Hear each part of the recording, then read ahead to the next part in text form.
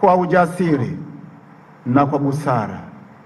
Tunaomba kuwa na ujasiri wa kutosha na busara ya kuilinda imani yetu ili isishambuliwe na yule mwovu. Hivyo tunamshukuru Mungu kwa hayo makuu anayotujalia. Shukurani ya pili kwa Mhashamu Baba Askofu Mkuu kwa kutuadhimishia mafumbo ya Mungu siku hii ya leo, ambapo kijimbo tumeuhitimisha mwaka huo wa jubilei. Baba Askofu Mkuu, mchungaji wetu mkuu katika jimbo letu kuu la Dar es Salaam, asante kwa kuweka miundombinu hii na tena kutoa nafasi hii kwa sisi waamini kushiriki katika uwingi wetu, kumshukuru Mungu kwa zawadi ya imani, lakini pia kuchota baraka ya kusonga mbele kwa busara na ujasiri kama tulivyosema. Asante Baba Askofu Mkuu. Tatu, tunamshukuru Baba Abate Christian Temo SB wa Abasia ya Ndanda ambaye ametafakarisha neno la Mungu, akituzamisha katika kuyatazama hayo mafumbo ya Mungu. Kwanza kumshukuru Mungu, kutazama wakati uliopita kwa moyo wa shukurani. Kweli Mungu ametutendea makuu, na pamoja na Nabii Samueli tunasema hata sasa Bwana ametusaidia, kwa sababu kila mmoja anauona mkono wa Mungu. Hivyo kila mmoja analo la kumshukuru Mungu. Sisi kama familia jimbo kuu la Dar es Salaam tunayo ya kumshukuru Mungu. Tunamwambia Mungu asante. Mhubiri wetu ametuambia tuupokee pia wakati wa sasa. Tena tuupokee sio tu kama kitu cha kupita, lakini tuuishi tikitiki wakati wa sasa kwa ujasiri mkubwa, tukizitazama changamoto zinazotukumba, lakini tujue Mungu yuko pamoja nasi. Ametutafakarisha tutazame wakati ujao kwa matumaini. Pamoja na yote yanayopita, tusipoteze tumaini letu katika Mungu. Daima tuyaweke matumaini yetu kwa Mungu. Tulikotoka ni mbali, tulipofika hapa ni mbali, na tunakokwenda ni mbali. Tunahitaji kukomaa katika matumaini ya kweli. Baba Christian Temo, asante sana kwa kutulisha neno la Mungu leo.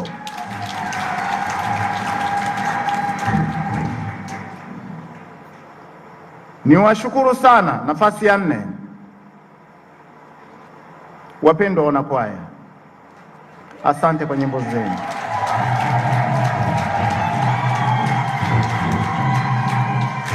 Natoka nje ya somo.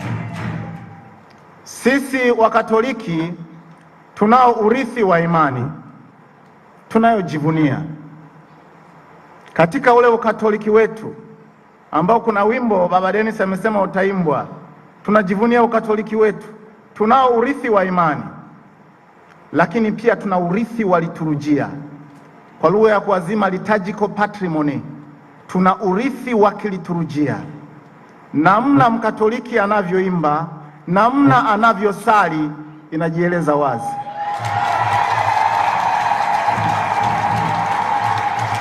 Na hilo lidumishwe na kuenziwa sana. Wimbo wa Mkatoliki utamtambulisha huyu ni Mkatoliki. Huwezi tu kuimba chochote tu, mwamba mwamba mwamba, chochote tu. Sisi tunayo ya kwetu. Namna Mkatoliki anavyosali, anavyoanza sala yake na anapomalizia sala yake, inataja nini? Linapofika ombi letu sasa, tunamwomba nini Mungu sasa? Huyu utajua ni Mkatoliki. Huanzi tu kutaja chochote. Urithi wa kiliturujia. Hivi wanakwaya wetu, nilikuwa na asante mlivyotuandalia vijitabu. Asanteni sana, tumeshiriki wote. Asante. Bado niko nje ya somo. Katika urithi, kati ya urithi tunaokuwa nao si wa Katoliki, kuna yaliyoandikwa na yasiyoandikwa. Kuna urithi wa nidhamu. Mimi nikipanga safari na kwenda kumsalimia Mhashamu Baba Askofu Mkuu, mtaangalia navaaje. Ukija nyumbani kwangu Ukiniona niko na hesabu nguruwe kule na sugua meno nguruwe nafanya hivyo, ni tofauti kabisa na ukiniona nimekwenda kwenye ofisi ya Mhashamu Baba Askofu Mkuu na kwenda kwa nidhamu yake. Nao ni urithi. Unajua huyu ni Mkatoliki anakwenda kumwona mkubwa wake. Hata huko tunakotoka leo nakwenda kwa paroko na shida 1 2 3, kuna namna yake, dressing code.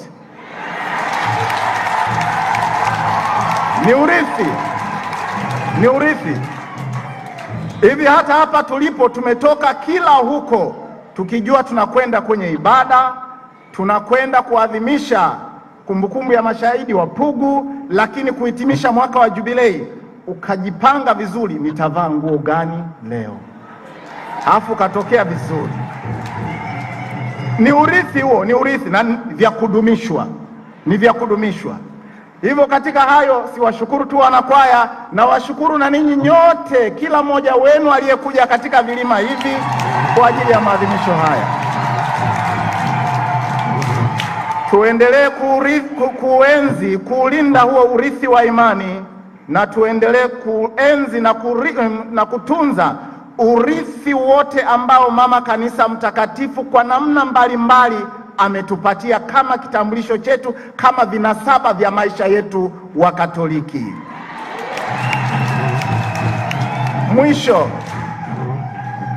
Mwisho, ninamwomba kila mmoja wenu, kila aliye Mkatoliki, waombeeni viongozi wenu wa kiroho kwa dhati.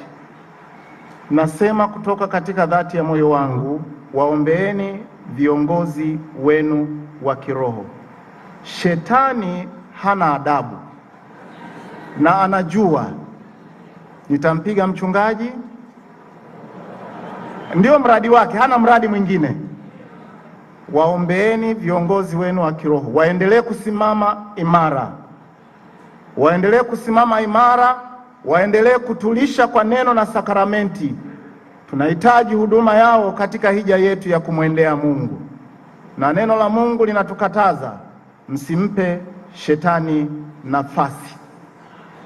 Waraka wa Mtume Paulo kwa Efeso sura ya 4 mstari wa 27, msimpe shetani nafasi. Waombeeni viongozi wenu, na linaloambatana na hilo, usikubali Mkatoliki kufanywa kituko, usikubali kufanywa kinyago, mtu akaweka maneno kinywani mwako ya kulikejeli kanisa lako, ukalikejeli kanisa lako, ukajiita Mkatoliki, ukafanya vyovyote kinyume na kanisa lako.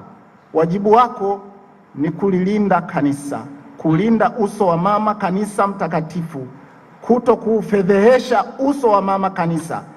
Ikitokea kwa bahati mbaya umekubali kuwekewa maneno ukalifedhehesha kanisa, sisi hatutafanya kitu, lakini utaona aibu. Mwalimu aliwahi kusema, mtu mwenye akili akikwambia jambo la kijinga na wewe ukalikubali, na yeye akajua kabisa umelikubali, baadaye atakudharau.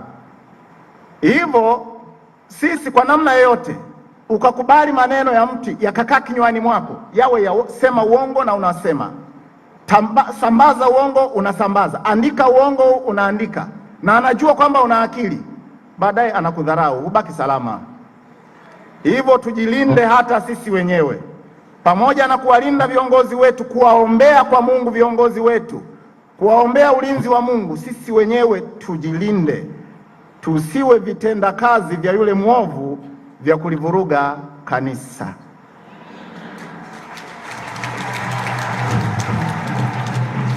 Ni kwa namna hiyo tu kanisa letu litadumu kuwa moja.